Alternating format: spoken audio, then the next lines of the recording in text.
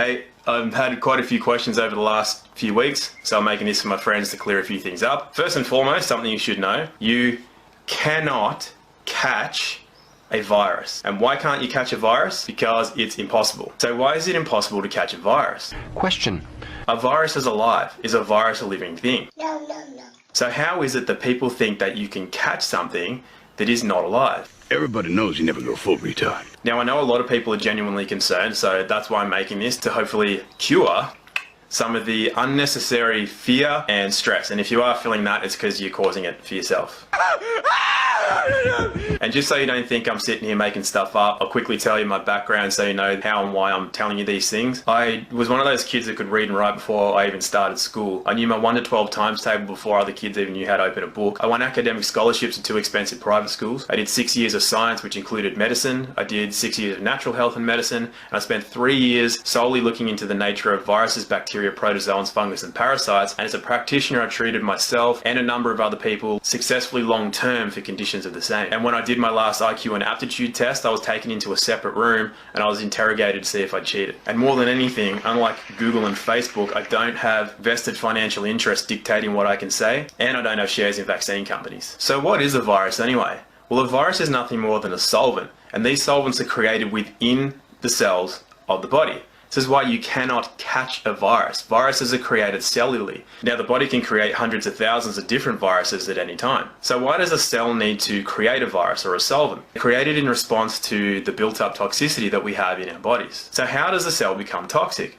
Well, a lot of people have spent a number of years putting shit in their minds and shit in their body. A lot of people think that it's just totally fine to eat supermarket food, you can microwave it, just get flu shots injected into you every year, just drink your tap water. You know, people that go after organic food are tinfoil hat wearing boogers. The thing is that nature doesn't care what you believe. You can believe that any of those things are true, but nature doesn't care what you believe. So a lot of people have asked me, what is a flu? Well, a flu is a viral detoxification or a cleansing. A cold, on the other hand, is mostly bacterial. And for the most part, what needs cleaning out of the cells are environmental toxins such as heavy metals, plastics, any kind of environmental industrial pollutants, the chemicals that you use in your home to clean things with, things that you put in your body, and so on and so forth. Now, a virus does not attack cell tissue.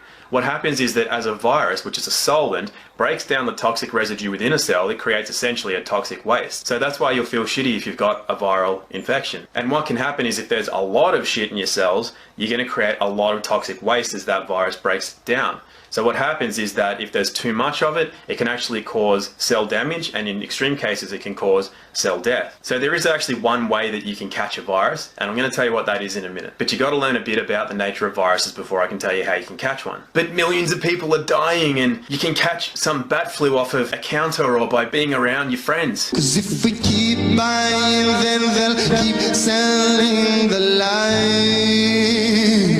A virus is specific to specific cells in the body. So somebody with hepatitis, for example, which affects the liver, does that affect the heart? Do they have lung problems? Do they have brain or gonad problems? Likewise, a virus that attacks the lungs will not affect the kidneys. It's because the virus is specific to specific cells in the body. So because a virus is not transmissible within your own body, it should make sense that a virus is not transmissible between people. And it's especially impossible for a virus to make the jump between species.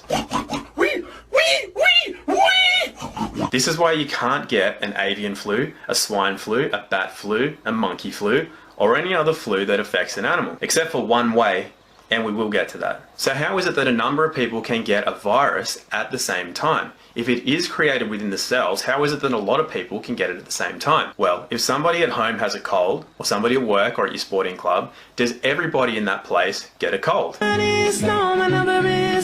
You know that the answer is no, despite the fact that a bacterial infection can be contagious. And why can a bacterial or a fungal infection be contagious? Because they are living things. A virus, remember, is not a living thing. So how is it that a number of people can get a virus at the same time? There is an intelligence that runs through all of life. It's why seeds know when to germinate. It's why animals know when to mate or to hibernate or to come out of hibernation. So the body knows when it's a good time to undergo a cleaning, and it knows when it's a good time from the environment and climatic conditions. This is why a number of people in the same area can undergo a viral detoxification. But again, does everybody get a viral detoxification at the same time?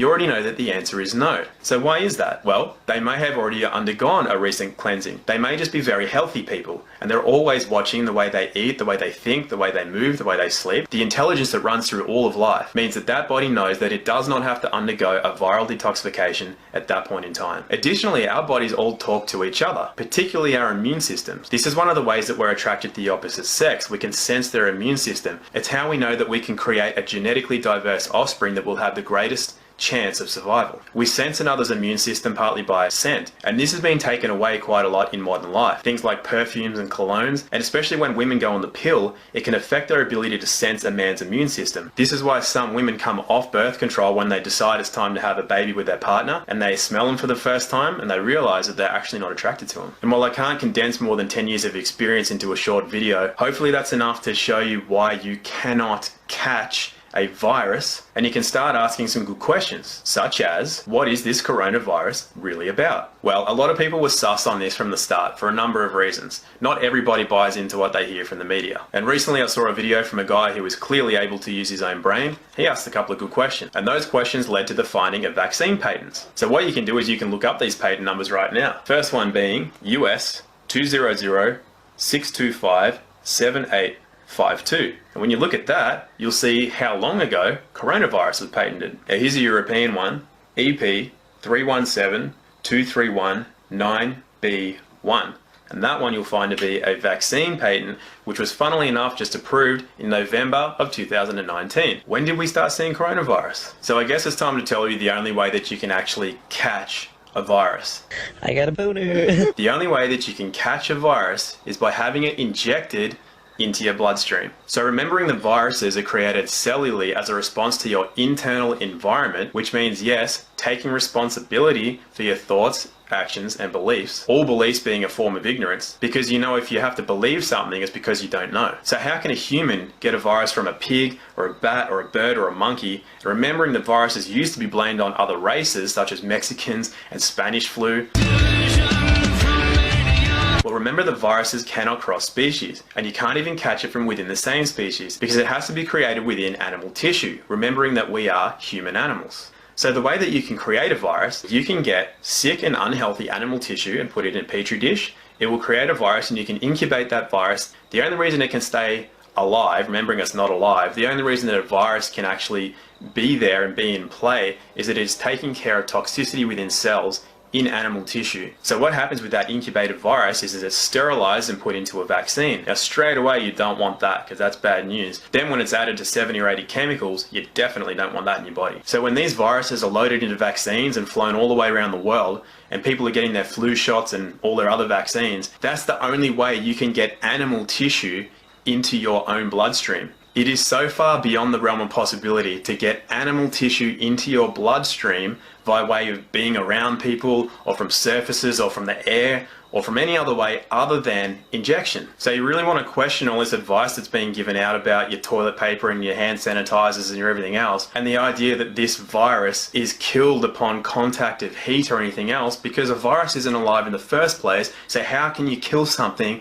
that is never alive? So there's only two things that you need to do. One, don't get a flu shot. Actually, don't get any shot. And two, don't stay in your house. You got to be outside getting sunlight and fresh air if you want your body to run optimally and not need to undergo a viral detoxification. There is something else you can do actually, and that is to turn off your TV and your social media. And I did make this video to help to bring some common sense and start relieving some of that fear and stress. So I won't go too far into what's really going on with this worldwide pandemic. By the way, who's verifying these deaths? Like, who's actually counting these deaths? And who's actually verifying that the deaths that do occur aren't from any standard flu, which, by the way, flus kill 500,000 to 1 million people every year. Every year. It only affects the weak, and if it's not a natural virus that's happening within your own body for beneficial purposes, the only way you can get that is to have an injection.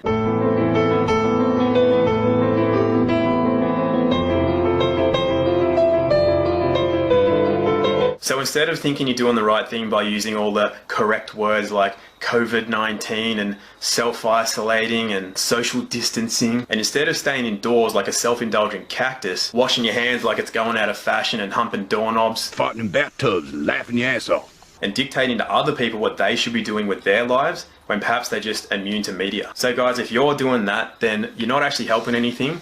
What you're really doing is you're laying down, you're bending over, you're spreading your legs, and you're letting the long arm of the system get itself shoulder deep inside of you. You don't know what's going on behind the scenes. Most people have no idea about how the world works, certainly don't have any idea about how the mind and body works. And there are some things going on that if this goes down the way people are letting it go down, you can say goodbye to what you have left of your rights and freedoms in this world. So if that's been you, pull your finger out, get outside, do normal things, watch the streets and watch what's going on out there. Because if you're sitting in your house, counting the number of days in your social isolation, counting death tolls like it's a fucking Olympic medal tally on the TV, you are literally paving the way to losing your rights and freedoms, and you're going to come out of your house with less than what you had when you went in. And I'm not just talking about baked beans and toilet paper. You don't buy that? Yeah, Sean Penn, 2001, I am Sam. Remember? Went full retard. Went home empty-handed. I'll leave you with one bit of friendly advice, and that is to start using your own mind, because if you don't use your own mind, someone else is going to use it for you, and it's not going to be to your benefit. So I hope that helped, and if anybody has any real questions and they don't have something to say like, I don't agree with that, then I'm happy to do Q&As. If I don't get real questions, I'm more than happy to just play guitar and do my own thing. So I hope that helped, and I'll catch you all later.